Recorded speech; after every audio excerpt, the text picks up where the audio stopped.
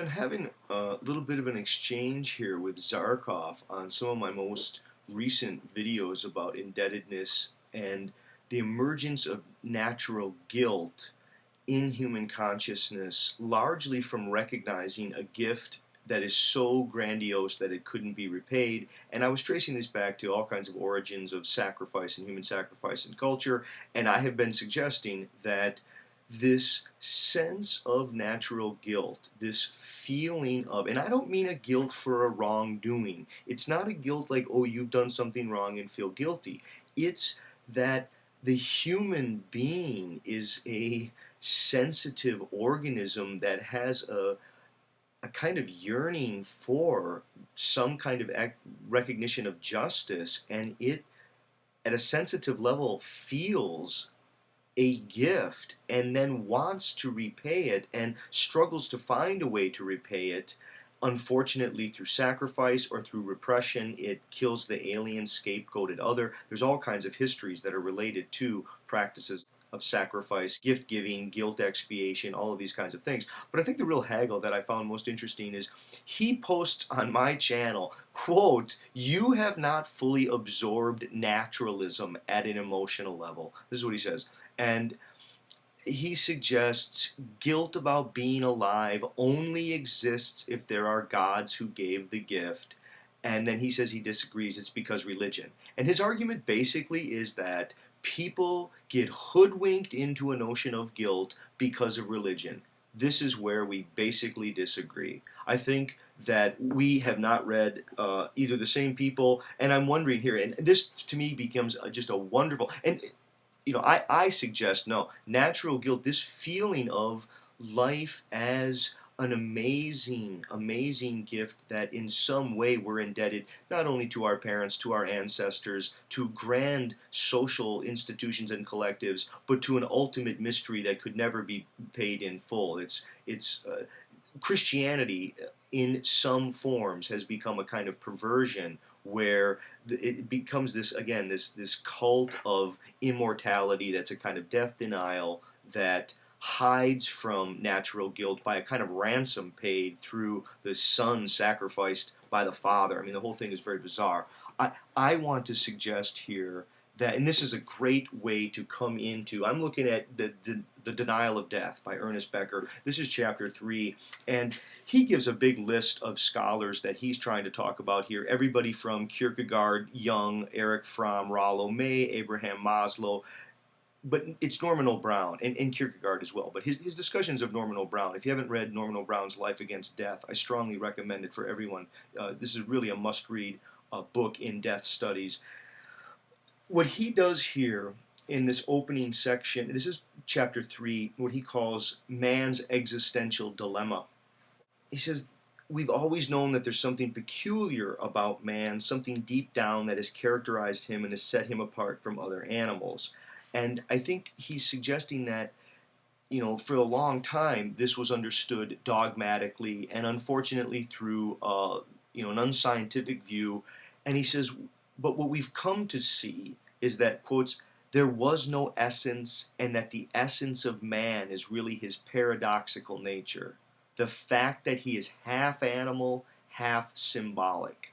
And he goes on and he says, here's what he talks about in this chapter. This is on page 26. He says, we might call this existential paradox the condition of individuality with infinitude. Man has a symbolic identity that brings him sharply out of nature. He has a symbolic self, a creature with a name, a life history. He is a creator with a mind that soars out to speculate about atoms and infinity, who can place himself imaginatively at a point in space and contemplate bemusedly on his own planet. This immense expansion, this dexterity, this etherality, this self-consciousness gives to man literally the status of a small god in nature, as the Renaissance thinkers knew. At the same time, as the Eastern sages also knew, man is a worm and food for worms. This is the paradox.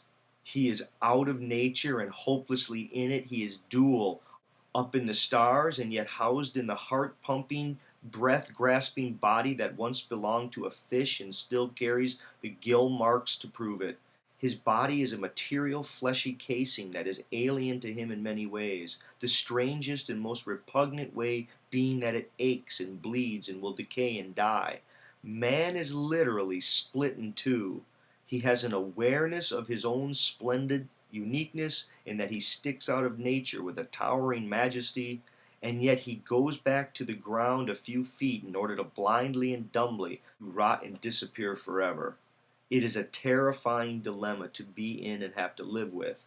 The lower animals are, of course, spared for this painful contradiction. And I mean, basically, right, the argument that Becker is giving here is that the existential paradox is that humans suffer a dread, and the dread is being both finite and yet a self-aware, unique individual. We are both of those simultaneously.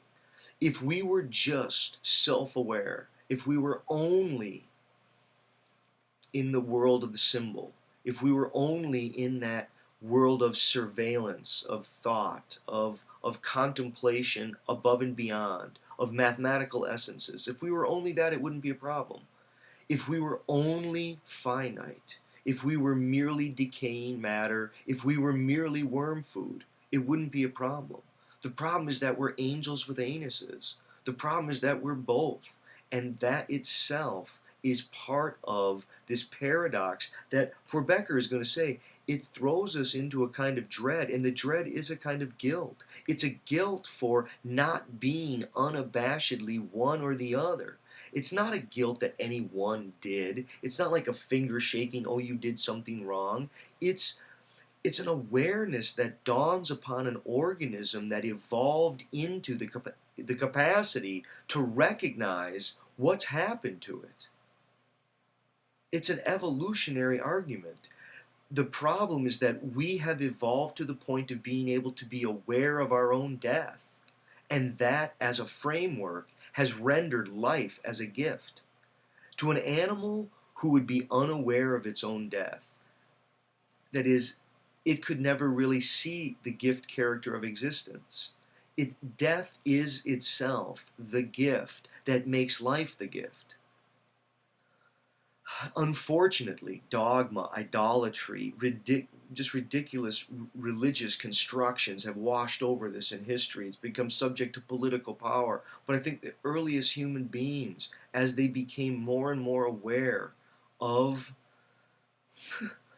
their own uniqueness through symbolicity, through language, as they gained interior depths, a name, right?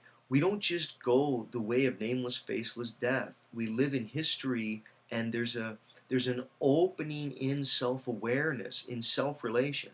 So I think this issue that Zarkov and others, I would want to talk, to have this haggle, would be, what is self-relation, and how is self-relation somehow possible with infinitude?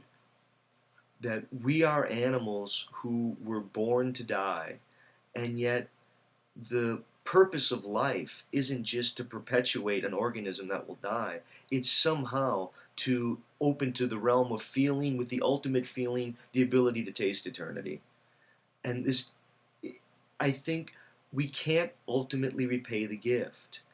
The more that we try to deny death, the more that we say you don't die, and we go to religious dogma, Christian dogma, the cult of immortality, and suggest that by leveling things down to our own terms and by a sort of prescriptions of one's deeds and living a certain life, you're going to ensure an afterlife. What you're really doing is hiding from the gift. You don't want to be indebted, and you're really denying the gift. The best that you can do is love other people here, take care of other people, take care and give to those who could never give back to you. Thank you.